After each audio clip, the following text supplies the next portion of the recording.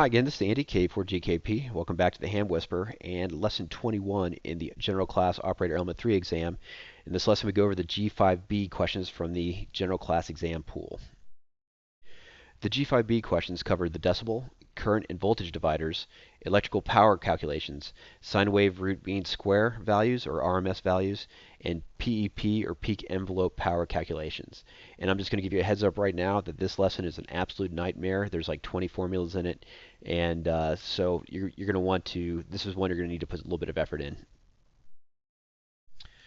A 2 times increase or decrease in power results in a change of how many decibels?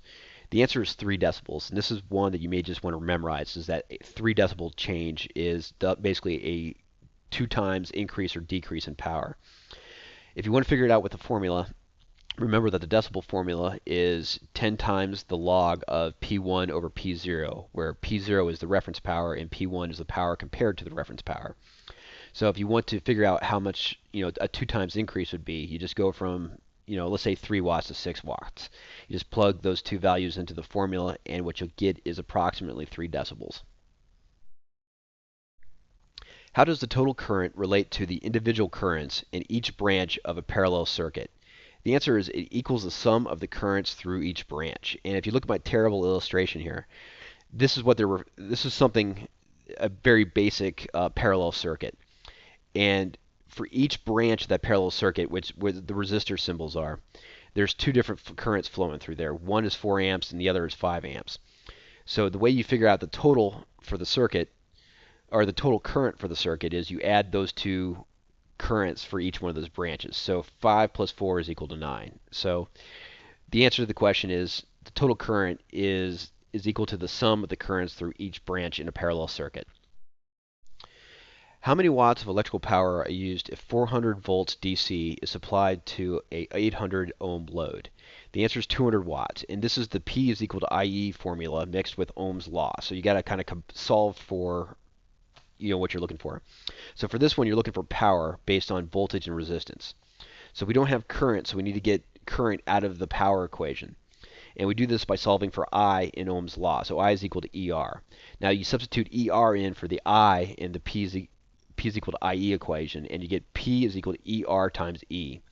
You put in the values for the volts and the ohms, and the answer is P is equal to 200 watts.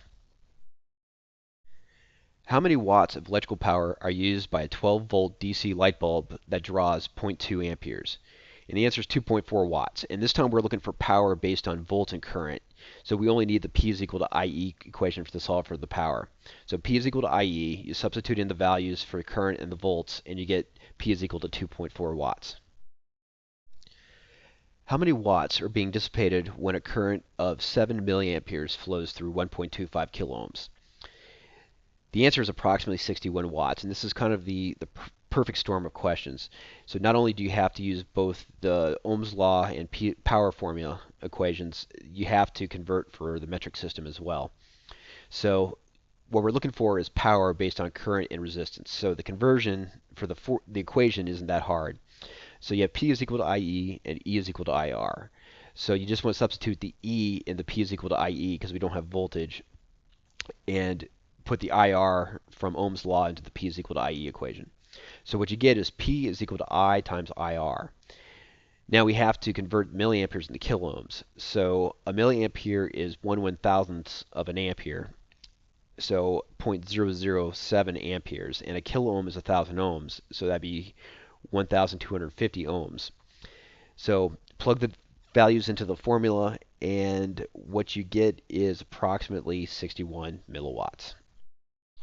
What is the output PEP from a transmitter if an oscilloscope measures 200 volts peak to peak across a 50 ohm dummy load connected to the transmitter output? The answer is 100 watts, and this is another one of those questions you're going to need to know 2 equations for. Now, PEP, or peak envelope power, there's a formula for that, and that's the peak envelope voltage times 0.707 squared divided by resistance. The other formula you're going to need to know is peak envelope voltage, which is equal to peak voltage divided by 2. And if you remember the sine wave from the previous lesson, peak to peak is from the top, the crest to the trough of a sine wave, and the peak envelope voltage is essentially just half the wave. So if the peak-to-peak voltage is 200 volts, then the peak envelope voltage has got to be 100 volts. So peak envelope power is equal to 100 volts divided by 0.707 squared divided by 50 ohms, which comes up to 99.96 watts, or approximately 100 watts. Which measurement of an AC signal is equivalent to a DC voltage of the same value? The answer is the RMS value, and RMS stands for root mean square. So technically the RMS value is the amount of AC voltage it takes to heat a resistor to the same level as a DC voltage. You also see RMS referred to as effective value, and there's a relationship between RMS, peak envelope voltage, and peak-to-peak voltage. Essentially, RMS is the peak envelope voltage divided by the square root of 2.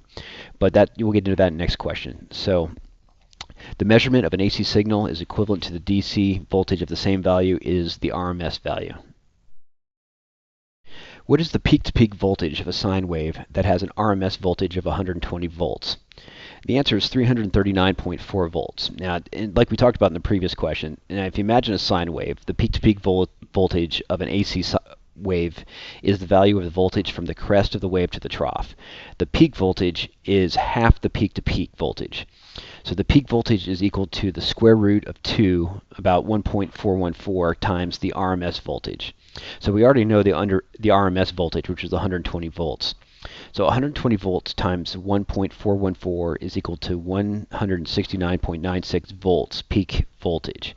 So 169 volts peak voltage times 2 is roughly 339.36 volts peak-to-peak voltage. So there's a lot of equations in this lesson. I'll have them on the website at Ham Whisperer. So if you have any questions, you refer to that. But there are a lot of equations in this lesson. What is the RMS voltage of a sine wave with a value of 17 volts peak? The answer is 12 volts. And so to get this, we already know that the peak voltage is 17 volts.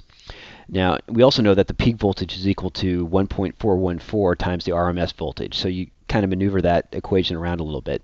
So if you plug the numbers in, what you get is 17 volts divided by the square root of 2, which is 1.414. It will equal the RMS voltage. So once you calculate that, the RMS voltage comes out to approximately 12 volts. What is the ratio of peak envelope power to average power for an unmodulated carrier? The answer is 1. So an unmodulated carrier is a uniform wave with no information on it. So it's not modulated. So like an FM wave would be modulated to carry information on it. So because it is relatively uniform, the PEP and average power are about the same. So once the carrier becomes modulated, the ratio between PEP and average will diverge, but as long as the carrier is unmodulated, the ratio of peak envelope power to average power is 1 to 1. What would be the voltage across a 50 ohm dummy load dissipating 1200 watts? The answer is 245 volts, and to find this one, we're going to have to mix the Ohm's law and the power equation together again. So this time we're looking for voltage, or E, based on resistance R and power P. Since we don't have current, we're going to need to get rid of the I in the Ohm's law and power equations. So solving for I in Ohm's law, you have I is equal to E over R. So you substitute that into the power equation, P is equal to IE.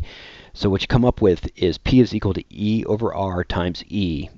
And since we're looking for E, you substitute, you do some algebra, and you get P times R is equal to E squared. You plug in the numbers, 1200 watts times 50 ohms is equal to E squared, which comes up to 60,000 is equal to E squared. You take the square root, and E is equal to 244.94, or approximately 245 volts. What percentage of power loss would result from a transmission line loss of 1 decibel? The answer is 20.5%, and you may want to just memorize that 1 decibel loss is 20.5%. If you want to figure it out for yourself, we're going to have to use the decibel formula. I got it here on the screen. So to find the percentage, you're going to need to make up some power to determine what a 1 decibel loss is going to be. So we'll use 10 watts as the reference power. So we already know that it's a 1 decibel loss. So we have a negative 1 decibel is equal to 10 times the log of P1 over 10 watts. So where 10 watts is the reference power and P1 is the power compared to the reference power. So we start solving for the P1 is what we're looking for. So we divide both sides by 10, and then we take the negative log of each side, and what we come up with for the formula is equal to the negative log of -1 decibel over 10 is equal to P1 divided by 10. And 10 watts times the log of -1 times the -1 decibel over 10 is equal to P1. So P1 is going to equal to 7.94 watts. So you find the percentage. 10 watts minus 7.94 watts equals 2.06 watts. And 2.06 watts is roughly 20.6%, which is pretty close. What is the output PEP from a transmitter if an oscilloscope measures 500 volts peak to peak across a 50 ohm resistor connected to the transmitter output? The answer is 625 volts. And this one truly is a nightmare. There's a bunch of new formulas you're going to need to memorize. So peak envelope power is equal to the RMS voltage, which is also known as ERMS in some equations. You square that and you divide it by the resistance. Now the problem is we don't know what the RMS voltage is, so we're going to need to find another formula. The RMS voltage is equal to the peak voltage times 0.707. So the other problem we have is that we need to figure out the peak voltage, which is a lot easier because peak voltage is half the peak to peak voltage. So half of 500 volts is 250 volts.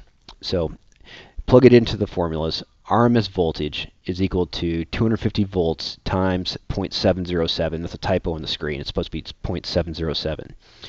And that gives us 176.75 volts. PEP is equal to 176.75 volts squared divided by 50 ohms. So what you come up with is 624.81, or approximately 625 volts, which is the best answer on the exam. What is the output PEP of an unmodulated carrier if an average reading watt meter connected to the transmitter output indicates 1060 watts? Well, the answer is 1060 watts. So you remember from a previous question that the ratio between the peak envelope power of an unmodulated carrier and the average power is 1 to 1. So the peak envelope power and average power of an unmodulated carrier are exactly the same. So that 1060 for average power is also going to be the PEP. And it's time for the G5B quiz. When you're done with the quiz, you can find the answers at hamwhisper.com under the exam answers page. So take out a piece of paper and a pencil and number 1 through 15. You're going to want to take some time to do the calculations on this just to get familiar with the formulas. So pause the video in between the questions if you need more time. So if you're ready, let's get started with the quiz. Question 1. A 2 times increase or decrease in power results in a change of how many decibels?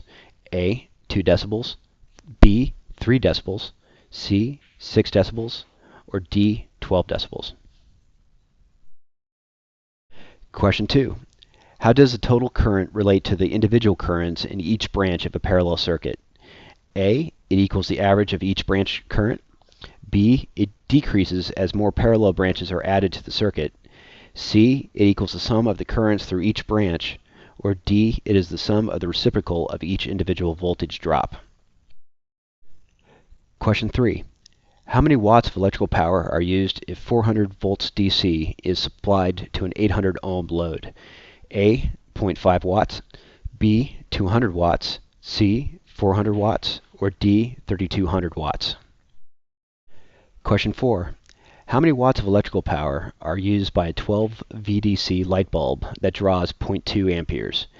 A, 2.4 watts, B, 24 watts, C, 6 watts, or D, 60 watts? Question 5. How many watts are being dissipated when a current of 7 milliamperes flows through 1.25 kiloohms? A, approximately 61 milliwatts, B, approximately 39 milliwatts, C, approximately 11 milliwatts, or D, approximately 9 milliwatts? Question 6. What is the output PEP from a transmitter if an oscilloscope measures 200 volts peak to peak across a 50 ohm dummy load connected to the transmitter output? A, 1.4 watts, B, 100 watts, C, 353.5 watts, or D, 400 watts? Question 7. Which measurement of an AC signal is equivalent to a DC voltage of the same value? A. Peak-to-peak value, B. The peak value, C. The RMS value, or D. The reciprocal of the RMS value? Question 8. What is the peak-to-peak voltage of a sine wave that has an RMS voltage of 120 volts?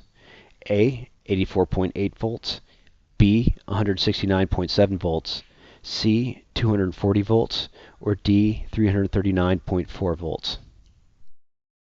What is the RMS voltage of a sine wave with a value of 17 volts peak? A. 8.5 volts, B. 12 volts, C. 24 volts, or D. 34 volts? Question 10. What is the ratio of peak envelope power to average power for an unmodulated carrier? A.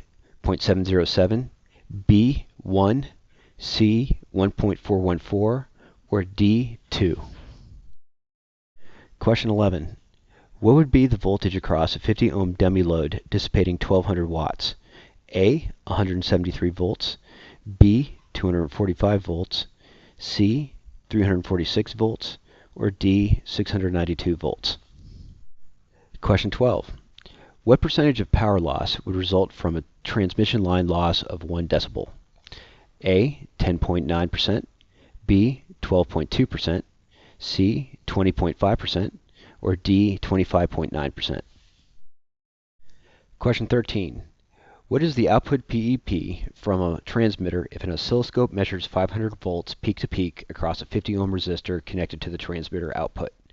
A. 8.75 watts, B. 625 watts, C. 2500 watts, or D. 5000 watts? And question 14. What is the output PEP of an unmodulated carrier if an average reading wattmeter connected to the transmitter output indicates 1060 watts? A. 530 watts, B. 1060 watts, C. 1500 watts, or D. 2120 watts?